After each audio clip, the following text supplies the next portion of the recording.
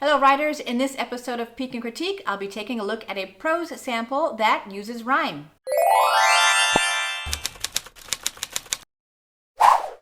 Hi, I'm Renee Latulippe with the Lyrical Language Lab, the place for children's writers to learn all about rhyme, meter, and lyrical language. As I mentioned this week, I'm looking at a prose piece, and specifically one that uses rhyme. Be sure to stay tuned also till the end for this week's writing prompt. In the writing assignments in my classes, I encourage my students to throw everything that they have into those assignments, all the poetic techniques that they've been working on, including rhyme, even if they're writing prose. By doing so, they can really explore the possibilities of language. Why put handcuffs on your manuscript before it's even had a chance to run free, right? As I mentioned, today's piece is a prose snippet that does use some rhyme, and I wanted to take a look at it to see what's working, what's not working, and why. So let's get to it. This sample was sent in by Gina Smith, and it is called Baker's Dozen, The Donut Dilemma. So let's give it a read. There are no holes at the donut hole. It seems like there should be, given the name. But one day the donut hole maker decided he would make donut holes no more. I'm not gonna, the hole maker said, stomping his feet and shaking his head. I'm gonna make holes over here instead. But look at the sign, said the baker with earnest. Our donuts have to have holes, or it wouldn't be honest. Our sign says so. See there, up above the door? Holes in your donuts, not in your floors.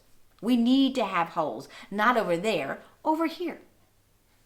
Okay, so as you heard, there is some rhyme happening in here. Let's go in and take a closer look at exactly where those moments are. So we have, there are no holes at the donut hole. It seems like there should be, given the name. There are no rhymes there, okay? But one day, the donut hole maker decided he would make donut holes no more. There are no rhymes there. All right, so we're 3 sentences in, no rhyme. Then we've got, I'm not gonna, the hole maker said, stomping his feet and shaking his head. And now suddenly we have rhyme, right? We've got said, we'll just make those bold. And we've got head. I'm gonna make holes over here instead. And we have instead. Then we've got the baker coming in. I guess it's his assistant or something. But look at the sign, said the baker with earnest. Our donuts have to have holes or it wouldn't be honest. So up here we have some perfect rhymes, right? These are perfect rhymes up there. Down here we already have, I'm going to put that down there. We have some slant rhymes. Earnest, honest, slant. Our sign says so. See? There, up above the door. Let's put that all on one thing. Our sign says so. See there, up above the door. Holes in your donuts, not in your floors. Near perfect. I mean, one is a plural and one isn't. So for me, that's still a slant rhyme because it's not perfect. So I can't call it perfect. We need to have holes, not over there, over here. Okay, and again, we have no rhyme on the here. So my question is, why the rhyme? All right, but the first thing I would do when I see rhyme in prose, I would say why? Why? Because it's too regular. If you're going to write in prose, you can absolutely use occasional rhyme. That's what we call it, occasional rhyme. And it's a wonderful little surprise for the reader. But if it becomes something that happens too regularly, then I start to wonder as the reader, is this prose or is this rhyme? And if it starts to be so regular, I start to look for meter. Am I finding meter here? Let's find out. I'm not gonna, the hole maker said, stomping his feet and shaking his head. I'm gonna make holes over here instead. That's actually kind of metrical, isn't it? Again, you can also use rhythm in prose. Nay, you must use rhythm in your prose. But it's verging on being a rhyming picture book here because we've got perfect rhymes and we've got meter. But maybe the meter isn't perfect, but it's pretty close. Then we go on to the next lines. But look at the sign, said the baker with earnest. But look at the sign, said the baker with earnest. Do you hear that rhythm? Our donuts have to have holes or it wouldn't be honest. More rhythm. Slant rhyme. Our sign says so. See there, up above the door. Holes in your donuts, not in your floors. This line here is not terribly metrical, but this goes back to having that very consistent rhythm. So my question for Gina is, do you want this to be in rhyme, or do you want this to be in prose? All right. It could be that Gina has decided that her characters speak in rhyme. If so, then the meter has to be perfect. But I would ask why. If it's a prose piece, why do they have to speak in rhyme? I think it becomes confusing. All right. Here we have a very fun premise. So we want the language to work with that premise and not work against it by suddenly making me confused, not knowing if this is a prose or a rhyming book or how I'm supposed to read it. It's prose. Let it be prose. That doesn't mean you can't use rhyme. All right. Let me go back to the beginning here. Put aside the rhyme for just 1 second because I did want to make a little aside here to Gina.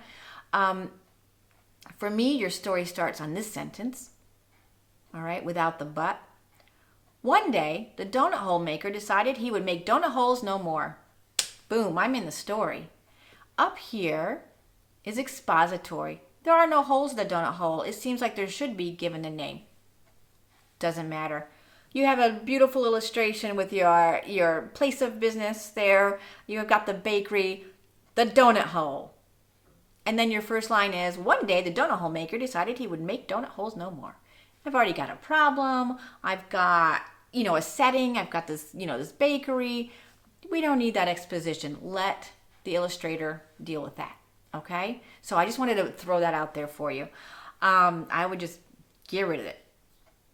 So let's say we have, one day the donut hole maker decided he would make donut holes no more. I'm not gonna, the hole maker said. Done. Stomping his feet and shaking his head. This rhyme isn't necessary. This whole stomping his feet and shaking his head probably isn't necessary. We get his emotion right there in the I'm not gonna, the hole maker said. Let the illustrator show me what he looks like in this moment. Is he like this? Well, I don't know. I want to see it. You don't need to tell me about it. I'm not gonna, the hole maker said. I'm gonna make holes over here instead. Now, I haven't read the rest of this manuscript, so I don't know what over here means, and I don't know what holes he's making. So I'm not quite sure what's happening there. Is he making holes from down below? We have not in your floors. Is he suddenly making holes in the floor? And I'm asking why. All right. So here's a danger. The same danger applies to using rhyme in prose as it does to using rhyme in a rhyming picture book. And that is letting the rhyme lead your story, right? We can't let that happen. We're writing our story. We're in charge. Don't let that rhyme take you in weird directions. So I'm going to make holes over here instead. Kind of sounds like it's taking you someplace where you don't need to go. All right, why would he be making holes in the floor? This is what I'm assuming based on what the baker says later. So let's say we get rid of the instead part. All right, let's say this isn't here. I'm not gonna, the hole maker said, stomping his feet and shaking his head. If this is my first rhyme and the only rhyme, I could let it go. But my ears perk up and I think, is this rhyming? So it might be too perfect. Let's go on to the next little section. But look at the sign, said the baker with earnest. Our donuts have to have holes or it wouldn't be honest. Now, if you had not rhymed the said head up here so that my ears aren't already pricked up and ready for rhyme, and I came across this slant rhyme, I'd be totally fine with it. Because the slant rhyme is just a cool sound device that keeps my interest up. I do notice it, but I don't make a big deal out of it. Whereas before, when I had those perfect rhymes plus the meter, I noticed it a little too much, I would say. So we want to go a little more subtle when we're using rhyme in prose. So let's look at this third section. Our sign says so. See there, up above the door? Holes in your donuts, not in your floors. Again, I have not seen the rest of this manuscript, so I'm not quite sure what's up with the holes in the floors. But from this little bit that I see, for me, it feels again like the rhyme is leading your story. And you need to be in charge of your story. So, Gina, I apologize if floors do figure heavily into your story, and I don't get that from this bit that I'm seeing. But in case they don't, I would get rid of this rhyme as well. Also because it's tending to be a little too metrical. And in this case, I don't think your story is going to need this extra device. Throw in some slant rhymes, sure, some alliteration, other wonderful sound devices. If now and then you have an internal rhyme, great, because internal rhymes tend to work a little better, I think, if you're going to do any rhyme in prose, because they're not end rhymes. These are end rhymes, practically, right? Especially the door, floor, said, head, instead. Those are practically end rhymes, and that's why they stick out to me. Okay, an end rhyme is a rhyme that comes at the end of a line. Whereas an internal rhyme, maybe you have a whole here and there's another word here that rhymes with whole, but they're not at the end. They're in the middle, couched inside all those other words, and so I don't push on them quite as much as I do on an end rhyme. Indeed, I don't push on them at all. I just read them and I notice, oh, there's a little rhyme in there. That's nice. And I move on with my life and with your story.